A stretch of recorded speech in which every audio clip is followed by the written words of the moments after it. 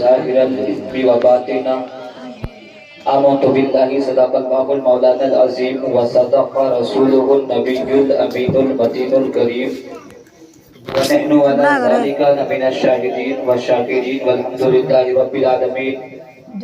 صبح طیبہ میں ہوئی بڑھتا ہے باڑا نور کا، صدقہ دے دے نور کا، آیا ہے تارا نور کا، باغ طیبہ میں سہانا پھول پھولا نور کا، مست بوہے بلبلے پڑھتی ہے کلمہ نور کا۔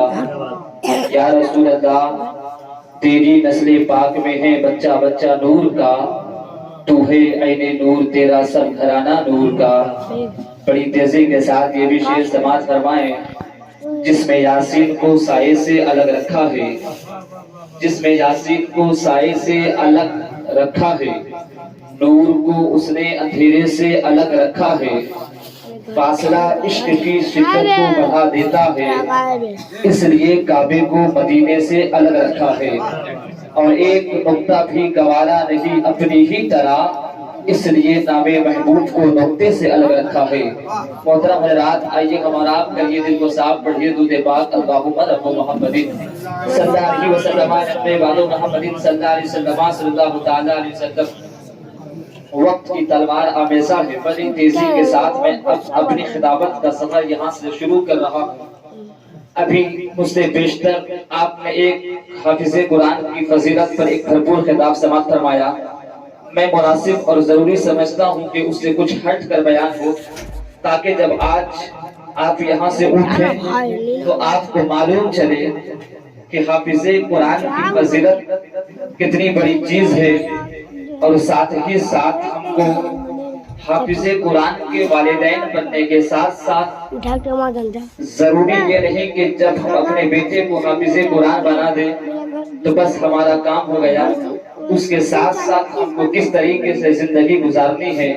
میں 20 منٹ کی خطاب سے آپ کو ایک پیغام دل نواز دوں گا۔ آج اگر پوری دنیا کے انسانوں سے پوچھا جائے کہ آپ کو کس چیز کی ضرورت ہے، کیا چیز چاہیے، تو آج پوری دنیا یہی جواب دے گی، مولانا مجھے سکون چاہیے، اطمینان چاہیے۔ لیکن آج ہمارے پاس آسائش کے سارے سامان میسر ہیں، بینک بیلنس ہونے کے باوجود بھی آج پوری دنیا اگر خوف و ہراش کے سائے تلے زندگی گزارتی ہوئی نظر آ رہی ہے، تو آپ کو معلوم ہے کہ آج ہمارے پاس ہر کچھ ہے، لیکن اگر کچھ نہیں ہے تو وہ سکون نہیں ہے۔ 5,000 کمانے والا بھی پریشان، 50,000 کمانے والا بھی پریشان۔ آخر آپ نے سوچا کہ یہ پریشانیاں و حیرانیاں ہمیں موت کی طرف کیوں کھینچ رہی ہے، تو معلوم ہوگا کہ آج کے دور میں ایک وائرس ہے جسے کورونا وائرس کہتے ہیں۔ آج اس ایک کورونا وائرس نے پوری دنیا کے انسانوں کی زندگی کو تباہ و برباد کر کے رکھ دیا، چاہے امریکہ ہو، چاہے افریقہ، چاہے پوری دنیا ہو، ہر کوئی اس وائرس سے پریشان و حیران ہے۔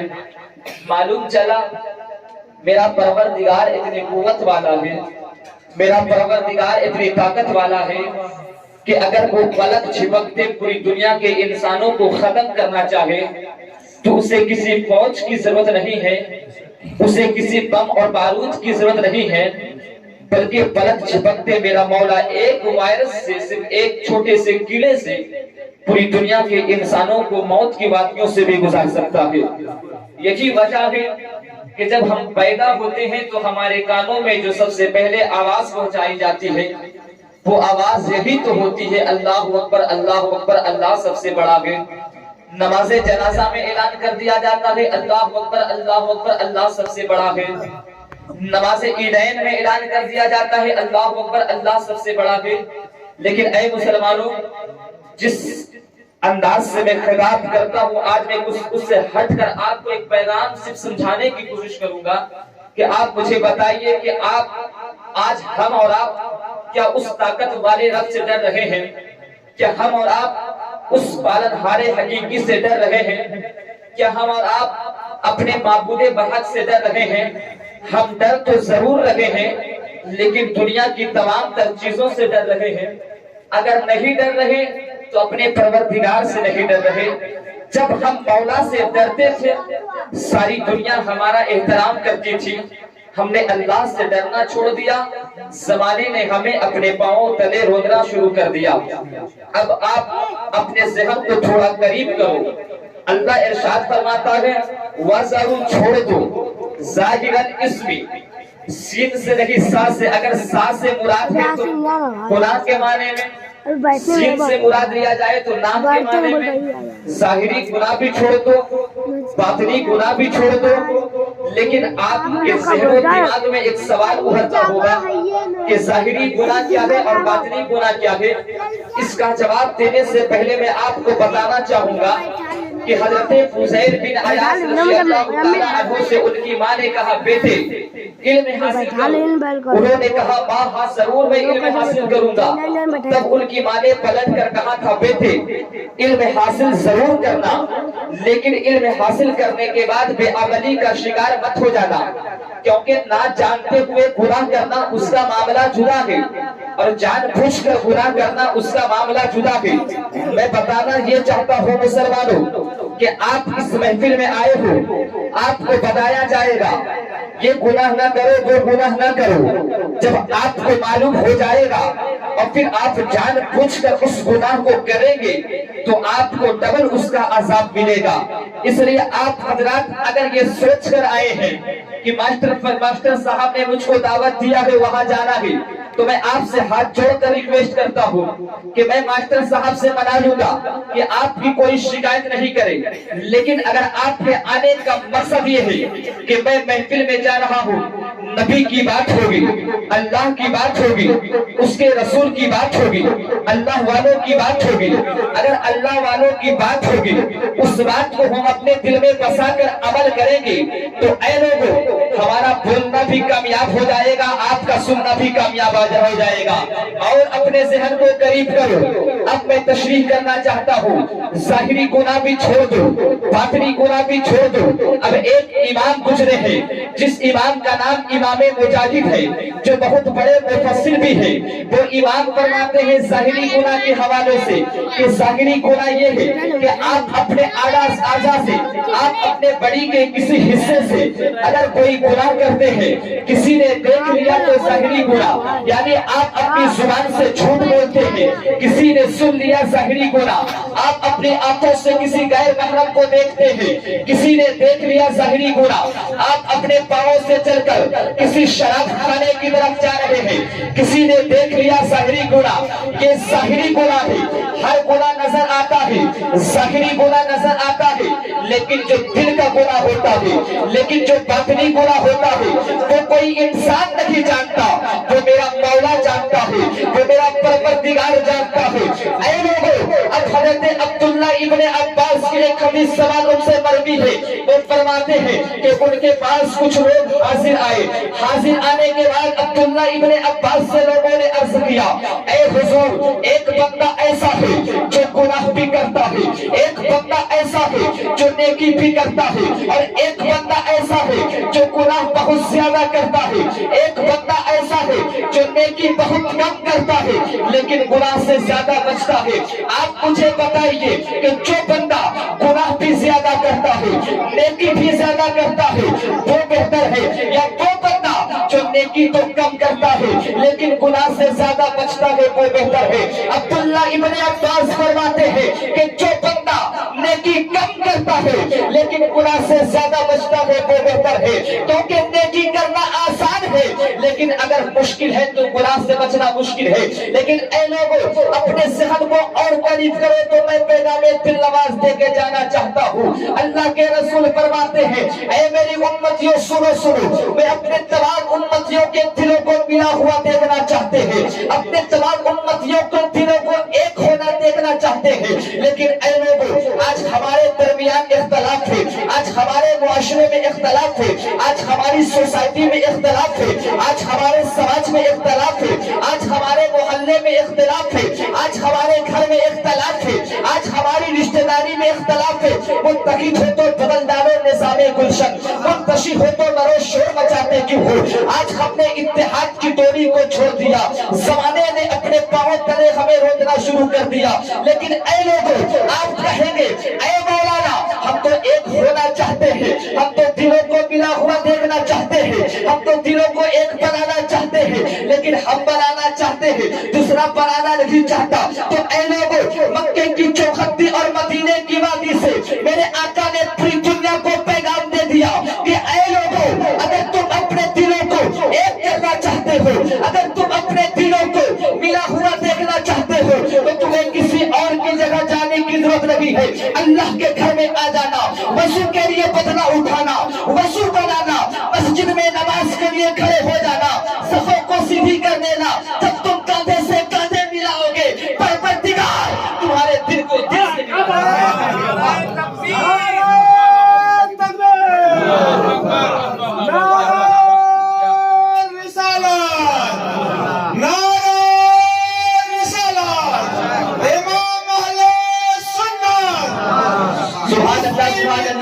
محترم حضرات، اگر ہم ایک دل کو دوسرے دل سے ملانا چاہتے ہیں تو اللہ کے رسول نے ارشاد فرمایا کہ مسجد میں چلے جاؤ، اگر تم کاندھے سے کاندھا ملاؤ گے تو تمہارا دل کو دل سے اللہ تبارک و تعالیٰ ملا دے گا۔ لیکن محترم حضرات اور اپنے ذہن کو قریب کیجیے، آپ کہیں گے لیکن آج اگر ہم اپنے دل کو دوسرے کے دل سے ملا دیں تو آخر ہمارا فائدہ کیا ہے، آخر ہمارا اس میں بینیفٹ کیا ہے؟ تو میں آپ کو ایک واقعہ کی شکل میں ایک پیغام دل نواز دینا چاہتا ہوں کہ مدینے کی گلی ہے، مسجد نبوی ہے، اللہ کے رسول ممبر شریف پر حاضر ہے۔ محترم حضرات میں علماء کرام کی خاص توجہ چاہتا ہوں، اگر خطا ہو تو عطا ہو جائے اور اگر ہمارے جملے درست ہو تو پھر اپنے جملوں سے دعاؤں کی برسات ہو جائے۔ محترم حضرات توجہ کیجئے، اللہ کے رسول تشریف فرما ہے، صحابہ کا مجمع لگا ہوا ہے، اللہ کے رسول ارشاد فرماتے ہیں اے میرے صحابہ سنو سنو، ابھی محفل ختم ہونے کے قریب ہوگی، ایک نوجوان آئے گا، محفل میں سب سے اخیر میں بیٹھے گا، محفل ختم ہوگی سب سے پہلے اٹھ کر چلا جائے گا، جس نے اسے دیکھا اس نے جنتی کو دیکھا۔ صحابہ پریشان و حیران ہو جاتے ہیں، آخر وہ خوش نصیب کون ہے جن کے بارے میں اللہ نے کہا ہے جنہیں انہیں دیکھا اس نے جنتی کو دیکھا۔ ایک دن گزر گیا، دوسرے دن آتا ہے، دوسرے دن بھی آقا نے یہی ارشاد فرمایا، تیسرا دن آتا ہے، تیسرے دن بھی آقا نے یہی ارشاد فرمایا۔ اب جب تیسرا دن آتا ہے جو عبداللہ ابن عمر ہے وہ سنتے ہیں کہ اللہ کے رسول نے ارشاد فرمایا ہے ایک بندہ آئے گا جو سب سے اخیر میں بیٹھے گا، سب سے پہلے اٹھ کر چلا جائے گا، جس نے اسے دیکھا اس نے جنتی کو دیکھا۔ اب عبداللہ ابن عمر کیا دیکھتے ہیں؟ وہی پہلے دن والا نوجوان، وہی دوسرے دن والا نوجوان، وہی نوجوان تیسرے دن بھی آتا ہے، محفل کے اخیر میں بیٹھتا ہے، محفل ختم ہوتی ہے سب سے پہلے اٹھ کر چلا جاتا ہے۔ اب اللہ کے رسول نے انہی کے بارے میں فرمایا تھا جس نے انہیں دیکھا اس نے جنتی کو دیکھا۔ اب جب محفل ختم ہوتی ہے جانے لگتے ہیں، عبداللہ ابن عمر آگے بڑھتے ہیں، بڑھنے کے بعد بولتے ہیں اے میرے دوست، اے میرے بھائی، اے میرے ساتھی، میں آپ کے یہاں مہمان بننا چاہتا ہوں، میں آپ کے یہاں رہنا چاہتا ہوں۔ اللہ اکبر، صحابہ کو تو اپنے یہاں مہمان آنے کی بڑی خوشی ہوتی تھی۔ عبداللہ ابن عمر ان کے ساتھ چلے ہیں، ان کے گھر پہنچے ہیں، ایک دن گزر جاتا ہے، دوسرا دن گزر جاتا ہے، تیسرا دن گزر جاتا ہے، تینوں دن رات جب گزر گئے عبداللہ ابن عمر یہ سوچ کر گئے تھے کہ آخر میں دیکھوں تو آخر وہ کون سی عبادت کرتے ہیں، آخر وہ کون سی تلاوت کرتے ہیں، آخر وہ کون سی ریاضت کرتے ہیں۔ عبداللہ ابن عمر کیا دیکھتے ہیں؟ صرف 5 وقت کی نماز پڑھتے ہیں، زیادہ کوئی عبادت نہیں ہے، زیادہ کوئی تلاوت نہیں ہے، زیادہ کوئی ریاضت نہیں ہے۔ لیکن جب مہمان رہنے کی مدت ختم ہو جاتی ہے عبداللہ ابن عمر اس نوجوان کے قریب جاتے ہیں، جانے کے بعد کہتے ہیں اے نوجوان آپ کا بہت شکریہ، آپ نے بہت اچھے طریقے سے میری میزبانی کی، اب इजाजत चाहता हूँ, अपने घर जाना चाहता हूँ। अब्दुल्ला इब्ने उमर से वो सहाबी कहते हैं, हाँ हाँ बहुत नवाजिश आपकी कि आप हमारे यहाँ आए, बिल्कुल आप अपने घर जा सकते हैं। अब जब अब्दुल्ला इब्ने उमर चले हैं अपने घर के लिए, वो नौजवान छोड़ने के लिए पीछे पीछे चले हैं। इतने में अब्दुल्ला इब्ने उमर वो नौजवान से पूछ बैठते हैं, ए नौजवान मुझे जरा ये बता कि मैंने जो देखा है कि जो तू आज सिर्फ 5 वक्त की नमाज पढ़ता है, तू सिर्फ कुरान की तिलावत करता है, इसके अलावा कोई इबादत नहीं करता, इसके अलावा कोई तिलावत नहीं करता। ए नौजवान तू जरा ये बता क्या इसके अलावा भी कोई इबादत है, क्या इसके अलावा भी कोई तिलावत है? वो नौजवान कहता है, अल्लाह की कसम ए अब्दुल्ला इब्ने उमर, जो आपने देखा है वही रोजमर्रा की जिंदगी है, इससे ज्यादा कुछ इबादत नहीं करता।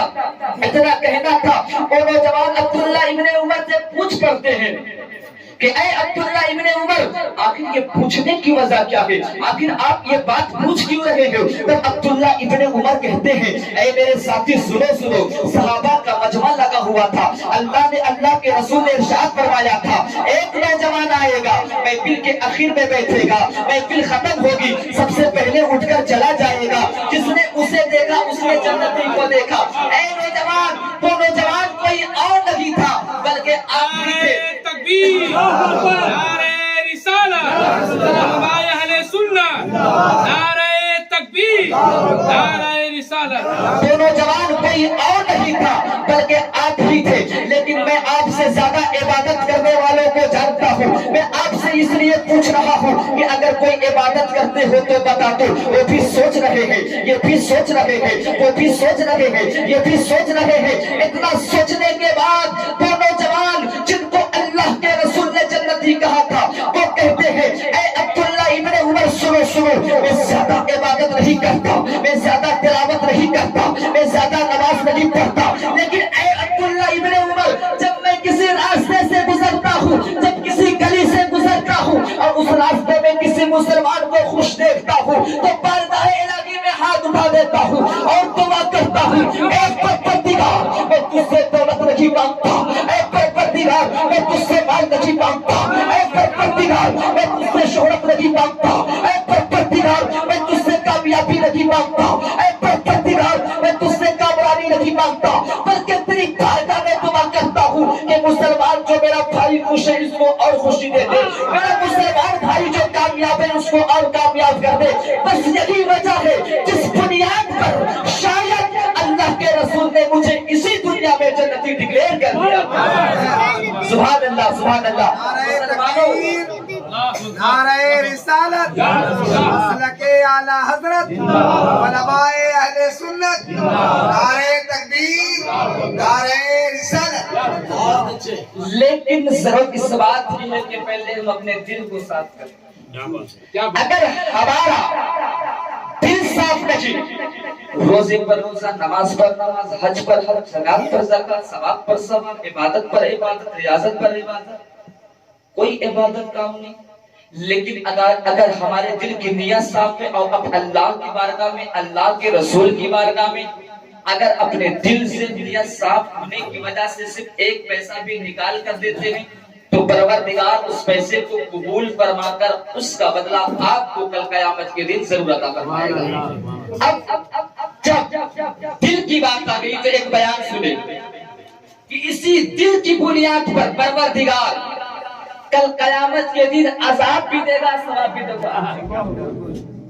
हजरत की तवज्जो चाहता हूँ, क्योंकि अल्लाह के रसूल इरशाद फरमाते हैं कि कल कयामत के दिन अल्लाह की बारगाह में एक बंदा हाजिर होगा।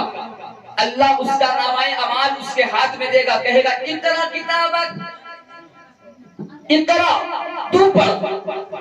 हाजिर कैसेगा, इकरा तू पढ़ अपना नामाए अमाल। वो बंदा जब अपना नामाए अमाल खोलेगा, उसमें हज का भी सवाब, बोलिए सुभान अल्लाह, बोलिए सुभान अल्लाह, उसमें ज़कात का भी सवाब, उसमें जिहाद का भी सवाब। तो बारगाह इलाही में अर्ज़ करेगा, मौला मैंने कभी हज नहीं किया, मैंने कभी ज़कात नहीं दिया, मैंने कभी जिहाद नहीं किया, लेकिन ऐ परवरदिगार इसमें हज का सवाब, इसमें जिहाद का सवाब, इसमें ज़कात का सवाब। ऐ परवरदिगार मेरा ही तो नामाए अमाल है, परवरदिगार फरमाएगा हाँ मेरे बंदे तेरा ही नमाए अमाल है, तू परेशान क्यों हो रहा है? वो बंदा अर्ज करेगा परवरदिगार मैंने कभी कुछ नहीं किया फिर भी इतना सवाब मेरे नमाए अमाल में कहां से? तब परवरदिगार इरशाद फरमाएगा ऐ मेरे बंदे हाँ मैं जानता हूँ तूने कभी हज नहीं किया, हाँ मैं जानता हूँ तूने कभी ज़कात नहीं दिया, लेकिन मुझे जरा ये बता कि जब किसी हाजी का काफिला हज करने जाता था तो तू जब देखता था हाजियों के काफिले को तो तेरे दिल के अंदर भी एक तरफ पैदा होती थी कि नहीं कि काश मेरे पास भी इतनी दौलत होती, मैं भी अल्लाह का घर देखता, उसके हबीब का दर देखता। हाँ परवरदिगार मेरे दिल के अंदर भी तरफ पैदा होती थी। फिर अल्लाह इरशाद फरमाएगा ऐ मेरे बंदे जरा ये बता कि जब कोई जिहाद करने के लिए कहीं जाते थे तो तेरे दिल के अंदर भी तरफ पैदा होती थी कि नहीं कि काश मेरे अंदर भी इतनी ताकत होती, मैं भी जिहाद में शरीक होता। हाँ परवरदिगार मेरे दिल के अंदर भी तरफ पैदा होती थी। फिर परवरदिगार इरशाद फरमाएगा ऐ मेरे बंदे जरा ये बता कि जब कोई मालिके ने साहब किसी गरीब को मदद करता था तो तेरे दिल के अंदर भी तरफ पैदा होती थी कि नहीं कि काश परवरदिगार ने मुझे इतनी दौलत दी होती, मैं भी किसी गरीब की मदद करता। लेकिन यहीं पर एक रुक कर पैगाम दिल नवाज देना चाहता हूँ मुसलमानों कि आज हम गरीब की मदद जरूर करते हैं, आज हम किसी गुरबा व मसाकिन की मदद जरूर करते हैं, लेकिन मदद करने का आज तरीका क्या हो गया है? पहले वीडियो वालों को बुलाया जाए, पहले अखबार वालों को बुलाया जाए, पहले टेलीविजन वालों को बुलाया जाए। मैं कहना चाहता हूँ आपसे कि अगर परवरदिगार ने आपको दौलत से नवाजा है, अगर परवरदिगार ने आपको शोहरत से नवाजा है, अगर परवरदिगार ने आपको कामयाबी से नवाजा है तो किसी गरीब की गुर्बत का मजाक मत उड़ाओ, अंधेरी रात में चले जाओ, गरीब की मदद कर दो, तेरा महबूब भी खुश हो जाएगा, परवरदिगार भी खुश हो जाएगा। अगर परवरदिगार खुश हो गया फिर दुनिया भी समझ जाएगी, आखिरत भी समझ जाएगी। वो बंदा अर्ज करता हाँ परवरदिगार मेरे दिल के अंदर भी तरफ पैदा होती थी। तब परवरदिगार इरशाद फरमाएगा अरे मैंने दौलत तो मैंने ही नहीं दी थी, शोहरत तो मैंने ही नहीं दी थी, माल तो मैंने ही नहीं दिया था। अरे जब एक बंदा तू मजबूर होकर अपने दिल में तमन्ना कर सकता है तो मैं पावर वाला रब होकर तुझे सवाल कैसे नारे रिसालत मुफ्ती मिन्नत रजा साहब इमाम अहले सुन्नत।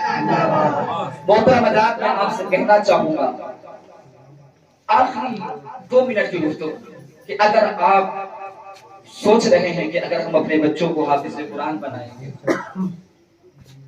जरूरी ही नहीं कि आप स्कूल और कॉलेज यूनिवर्सिटी में नहीं पढ़ाएं, बिल्कुल पढ़ाएं, लेकिन साथ साथ पहले दीन की तालीम दें, क्योंकि दीनी की तालीम काम आएगी। अल्लाह के रसूल इरशाद फरमाते हैं तलबुल इल्म फरीज़तुन अला कुल्ली मुस्लिमिन व मुस्लिमा, seeking knowledge is compulsory for every Muslim male and female, यानी इल्म दीन का हासिल करना हर मुसलमान मर्द औरत पर फर्ज है। पहले फर्ज को अदा कीजिए, उसके बाद मुस्तहबात को आप जरूर अपने दिलों में बसाइएगा। परवरदिगार की बारगाह में दुआ है कि मौला मुझे कहने और आप हजरात को सुनने में जो भी गलती हुई हो अपनी शान रही भी शान करीबी के सदके में माफ फरमाए। अस्तगफिरुल्लाह रब्बी मिन कुल्ली ज़ंबि व अतूबु अलैहि व मा अलैना इल्लल बलाग। अस्सलामु अलैकुम।